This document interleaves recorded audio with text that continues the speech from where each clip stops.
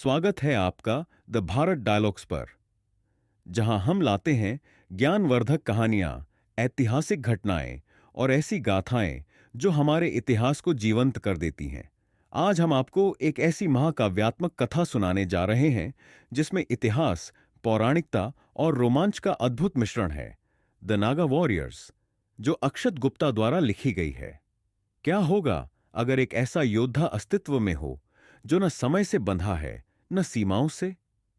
क्या होगा अगर एक साधु जिसने युद्ध और तपस्या दोनों की पराकाष्ठा को प्राप्त किया हो, अचानक अतीत और वर्तमान की लड़ाई के केंद्र में आ जाए? यह सिर्फ एक कहानी नहीं, बल्कि एक गुप्त युद्ध की गाथा है, जिसमें धर्म और अधर्म की लड़ाई, योद्धाओं का साहस और एक ऐसे रहस्य की खोज है जो भारत के इतिहास को बदल सकता है। तो चलिए इस रहस्यमयी सफर की शुरुआत करते हैं। चैप्टर 1, नागा योद्धा। 1 फरवरी 2024 में उत्तर प्रदेश के अयोध्या में राम मंदिर के उद्घाटन के कुछ दिनों बाद एक मध्यम आयु वर्ग के नागा साधु हिमालय की ऊंची, विशाल और कभी न खत्म होने वाली श्रृंखलाओं पर नंगे पैर चले। तपस्वी लगभग नग्न होकर शांत सफेद पहाड़ों की शांत शांति में अपनी लंबी जटाओं के साथ, अपनी कलाई और बाइसेप्स के चारों ओर रुद्राक्ष के मोतियों के हार और डोरियों के अलावा कुछ भी नहीं पहने हुए था। उनकी छाती और शरीर पर बाल थे और वे पूरी तरह से पवित्र राख में सने हुए थे। उसके माथे पर त्रिपुर्ण का निशान था और उसकी दाढ़ी उसकी छाती तक आ गई थी। कठिन और हड्डियों को कंपा देने वाली स्थलाकृति से गुजरते हुए नागा ने पहाड़ की बर्फ में ताजा पैरों के निशान देखे और उन्हें एहसास हुआ कि वे एक पहाड़ी यात्री के थे। हिमालय की चोटियों के असंभव इलाके में किसी अन्य इंसान को ढूंढना बहुत दुर्लभ था। इसीलिए उन्होंने पदचिन्हों का अनुसरण किया। जैसे जैसे वह आगे बढ़ता गया, उसे हर जगह बिखरे हुए लंबी पैदल यात्रा के उपकरण मिलने लगे, जो लगभग बर्फ में दबे हुए थे। कुछ कदम आगे बढ़ने पर उसे कई शव मिले। ऐसा लग रहा था मानो पिछली रात के हिमस्खलन ने उन सभी को भस्म कर दिया हो। सभी शवों में से एक अधिक दूर लेटा हुआ था, पूरी तरह से मोटी बर्फ से ढका हुआ था। केवल कुछ उंगलियां बाहर निकली हुई थीं। जैसे ही नागा करीब से देखने के लिए शरीर की ओर बढ़ा, उंगलियां थोड़ी हिल गईं। शरीर में अभी भी कुछ जान बाकी थी। नागा ने शव को खोदकर बाहर निकाला। यह एक आदमी था। यात्री ने अपनी आंखें खोलीं और जंगली दिखने वाले नागा साधु को, नंगे शरीर और नंगे पैर, उसका चेहरा यात्री के चेहरे के बहुत करीब देखकर डर के मारे उनकी आंखें चौड़ी हो गईं। पैदल यात्री कुछ भी करने में बहुत कमजोर, बेहोश हो गया। जब उसे होश आया तो उसने महसूस किया कि नागा उसके एक पैर से उसे एक गुफा की ओर खींच रहा था। उन्होंने अघोरियों और नागा साधुओं के नरभक्षी होने की कहानियां सुनी थीं। वह अपनी रक्षा के लिए लड़ना चाहता था, लेकिन उसमें एक उंगली उठाने की भी ऊर्जा नहीं थी। उसने अपने भाग्य को स्वीकार कर लिया और निराशा से खुले आसमान की ओर तब तक देखता रहा जब तक वह गुफा की अंधेरी छत में नहीं बदल गया। गुफा का अंधेरा मौत जैसा लग रहा था और उसने फिर से अपनी आंखें बंद कर लीं। कुछ घंटों बाद वह उठा और देखा कि नागा साधु उसके सामने बैठे हैं। उनके बीच आग लगी हुई है। आग उसे पहले कभी इतनी डरावनी नहीं लगी थी। ऐसा लग रहा था मानो नर्क की आग हो, जिसमें नागा उसे खाने से पहले जिंदा जला देंगे। उसे अपनी मांसपेशियों में कुछ अधिक ताकत महसूस हुई, इसीलिए उसने अपनी जान की भीख मांगी और कहा, कृपया मुझे मत मारो।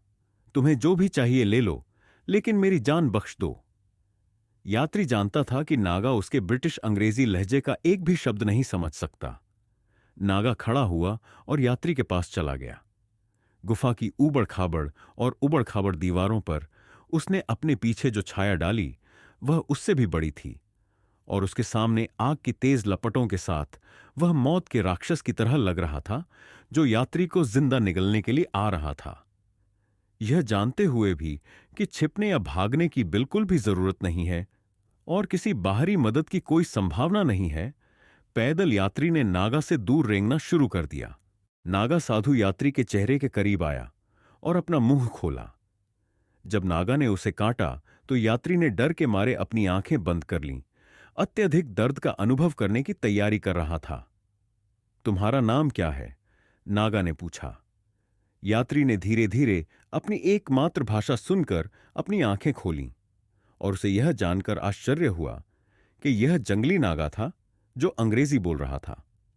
यह एक ऐसी राहत थी जो उस मुंह से आ रही थी जिससे उसने इसे सुनने की उम्मीद नहीं की थी, और एक ऐसी जगह से जहां उसने कभी नहीं सोचा था कि ऐसा होगा। तुम मेरी भाषा कैसे बोलते हो? यात्री ने पूछा, अभी भी सतर्क और घबराया हुआ। मैं नागा साधु हूं, अनपढ़ नहीं। मैं तुम्हारी जान बचा रहा हूं, तुम्हें मार नहीं रहा हूं। अब तुम्हारा नाम क्या है? नागा ने पूछा। मैं थॉमस स्टोन्स हूं, आप कौन हैं? यात्री ने उत्तर दिया।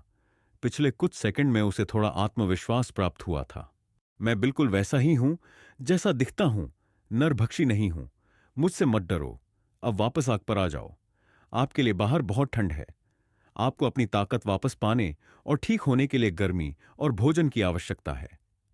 यात्री को थोड़ी राहत महसूस हुई और नागा ने जो भी कहा वह चुपचाप मान गया, क्योंकि उसे एहसास हुआ कि नागा सही था।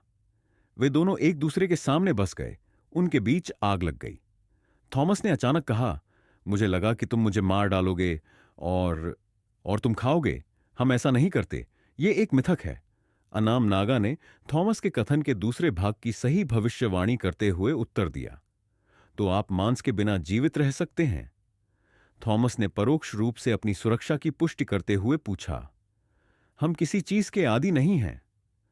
कभी कभी हमें हफ्तों तक भोजन की भी आवश्यकता नहीं होती है, हालांकि हम जो कुछ भी उपलब्ध है खा सकते हैं। नागा ने यात्री को भोजन का कटोरा देते हुए उत्तर दिया, उदारता के लिए आपका धन्यवाद। मैं वहीं मर गया होता, तुमने मुझे बचा लिया। भूखे यात्री ने कटोरा उठाते हुए कहा। नागा ने यात्री की कृतज्ञता स्वीकार करते हुए सिर झुकाया। उनके बीच की बर्फ को और तोड़ते हुए यात्री ने आगे कहा, आप मेरा नाम पहले से ही जानते हैं, लेकिन मुझे अपना परिचय फिर से देने दीजिए। मैं कैंटरबरी, इंग्लैंड से आता हूं और मैं एक पेशेवर यात्री हूं। जब मैं 18 वर्ष का था तब मैंने पदयात्रा शुरू की और आज तक नहीं रुका, जब आपने मुझे बचाया। आपकी कहानी क्या है? थॉमस ने पूछा। अनाम नागा ने उत्तर दिया, मैं एक नागा हूं और हमारे कबीले का एकमात्र उद्देश्य धर्म की रक्षा करना है। नागा? हिमालय आने का निर्णय लेने से पहले मैंने अघोरियों और नागाओं की कहानियां सुनी थीं, लेकिन अब जो मैं देख रहा हूं वह कुछ और है। तो नागा क्या है? थॉमस ने ईमानदारी से पूछा। यह समझाने के लिए मुझे आपको कुछ पृष्ठभूमि बतानी होगी। भारत हजारों वर्षों तक महान समृद्धि और ज्ञान की भूमि रहा है। इसने एक संपन्न अर्थव्यवस्था का दावा किया, जो समृद्ध व्यापार मार्गों से प्रेरित थी, जो इसे बाकी दुनिया से जोड़ती थी। भारत अपनी संस्कृति, प्राकृतिक सौंदर्य, उन्नत प्रौद्योगिकी और विज्ञान, आध्यात्मिकता, शिक्षाओं और मूल्यों के लिए प्रसिद्ध था। यह अपने प्रचुर संसाधनों के लिए भी प्रसिद्ध था, जिसमें मूल्यवान मसाले, वस्त्र और कीमती रत्न शामिल थे, जो दूर दूर से व्यापारियों को आकर्षित करते थे। धन की इस प्रचुरता ने राजसी मंदिरों और महलों से सुसज्जित शानदार शहरों के निर्माण की सुविधा प्रदान की, और कई विदेशी आक्रमणकारियों, लुटेरों और हमारे धर्म के दुश्मनों को आकर्षित किया। इस प्रकार वर्ष और शताब्दियां बीत गईं। हमारे धर्म को अलौकिक आध्यात्मिक क्षमताओं और आने वाली शताब्दियों के प्रति दूरदर्शी दृष्टिकोण वाले एक असाधारण विद्वान की आवश्यकता थी। 788 ईस्वी में कालंदी नाम के एक गांव में, जो अब केरल में कोचीन से कुछ ही दूरी पर एक शहर है, एक लड़के का जन्म हुआ। उनके माता पिता एक वृद्ध निसंतान दंपति थे, जिन्होंने गरीबों की सेवा करते हुए समर्पित जीवन व्यतीत किया। उन्होंने अपने बच्चे का नाम शंकर रखा, जिसका अर्थ समृद्धि देने वाला था। आर्यम्बा और शिव गुरु के पुत्र वह कोई और नहीं बल्कि आदि गुरु शंकराचार्य थे, जो एक महत्वपूर्ण आध्यात्मिक प्रतीक थे, जिन्होंने अपनी शिक्षाओं से भारत को प्रबुद्ध किया। युवावस्था में अपना घर छोड़ने के बाद उन्होंने गोविंदा के मार्गदर्शन में ज्ञान की खोज की। ओंकारेश्वर में नर्मदा नदी के शांत तट पर, गंगा के किनारे पवित्र शहर वाराणसी में और बद्रीनाथ में राजसी हिमालय से घिरे हुए अपनी शिक्षा में महारत हासिल की। शंकराचार्य न केवल भाषाई कौशल में एक असाधारण बुद्धि और प्रतिभा के रूप में उभरे, बल्कि एक आध्यात्मिक प्रकाश स्तंभ के रूप में भी उभरे, जो भारत के गौरव को दर्शाते हैं और कालातीत ज्ञान प्रदान करते हैं, जो मानवता को प्रेरित करता रहता है। शंकराचार्य ने 32 वर्ष की अल्पायु में अपना शरीर और इस संसार को त्याग दिया, लेकिन अपने निधन से पहले उन्होंने 10 संप्रदायों के हिंदू भिक्षुओं को 4 मठों में संगठित किया, जिनके 4 मुख्यालय थे। पूर्व में जगन्नाथपुरी, पश्चिम में द्वारका, उत्तर में बद्रिकाश्रम और दक्षिण में श्रृंगेरी। प्रत्येक मठ का नेतृत्व उसके 4 मुख्य शिष्यों में से एक करता था। वह जानते थे कि आने वाली शताब्दियों में धर्म को खतरों का सामना करना पड़ेगा और इसे जीवित रहने के लिए ज्ञान के साथ साथ योद्धाओं और हथियारों की भी आवश्यकता होगी। उन्होंने पूर्वाभास किया कि साधुओं की आध्यात्मिकता और ज्ञान के अलावा धर्म को अपनी रक्षा और लड़ने के लिए सैनिकों की आवश्यकता होगी। उन्होंने जो बनाया वह साधु सैनिकों की एक टोली थी, जिनके एक हाथ में ज्ञान और दूसरे हाथ में हथियार थे। इन साधुओं को नागा साधु नाम दिया गया और मैं उनमें से एक हूं। प्राचीन भारत में विद्वान गणित, खगोल विज्ञान, चिकित्सा और दर्शन सहित विभिन्न क्षेत्रों में अग्रणी थे। दशमलव अंक प्रणाली का आविष्कार, जिसमें शून्य की अवधारणा शामिल थी, भारत में उत्पन्न हुआ, जिसने गणित के भविष्य को आकार दिया। खगोलविदों ने आकाश और तारों का सटीक अवलोकन किया, जबकि आयुर्वेदिक चिकित्सा प्रणाली ने चिकित्सा प्रगति की नींव रखी। जैसे जैसे भारत फला फूला, यह बौद्धिक गतिविधि का केंद्र बन गया। नालंदा और तक्षशिला जैसे प्रतिष्ठित शिक्षा केंद्रों ने दुनिया भर के विद्वानों को आकर्षित किया।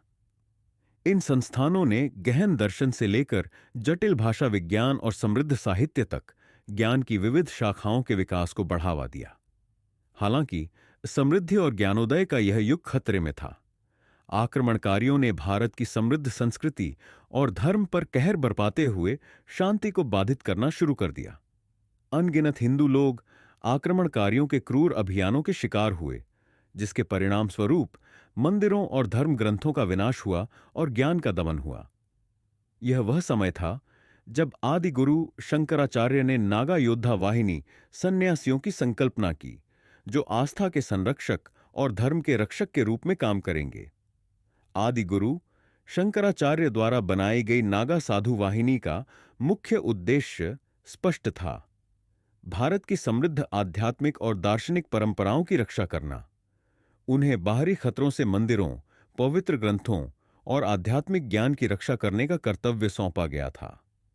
आदि शंकराचार्य की नागा योद्धाओं की रचना उस अशांत समय की प्रतिक्रिया थी, जब भारत का धन और ज्ञान खतरे में था। ये तपस्वी अभिभावक आक्रमणकारियों द्वारा पेश की गई चुनौतियों के बावजूद देश की आध्यात्मिक और बौद्धिक विरासत को संरक्षित करते हुए लचीलेपन के प्रतीक बन गए। उनकी विरासत भारत के गौरवशाली अतीत और उसके धन और ज्ञान की रक्षा के प्रति उसकी अटूट प्रतिबद्धता के प्रमाण के रूप में कायम है। आदि शंकराचार्य भारत के लोगों को एक संदेश भेजना चाहते थे कि हमला होने पर उन्हें अपने धर्म को बचाने के लिए शिक्षा और हथियारों का एक साथ उपयोग करना होगा।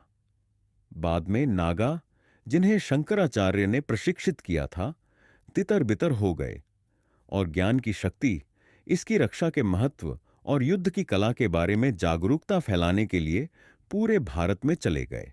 आदि गुरु शंकराचार्य की मृत्यु 820 ईस्वी में हुई। मैं केदारनाथ में हुई, लेकिन हमारी आस्था के शत्रुओं से युद्ध आज भी जारी है। हमें लड़ने की जरूरत है। आप किस युग में जी रहे हैं साधु?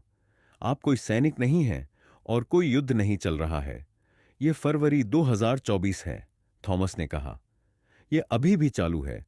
अब शांति है, क्योंकि हमने युद्ध लड़े हैं। एक युद्ध जो लगभग 650 साल पहले शुरू हुआ और अब भी जारी है। पर अभी भी? आपका क्या मतलब है? आप किस युद्ध की बात कर रहे हैं? तो दोस्तों, ये था नागा वॉरियर्स का पहला एपिसोड। आगे की कहानी हम दूसरे एपिसोड में सुनेंगे। तब तक के लिए जय हिंद, जय सनातन।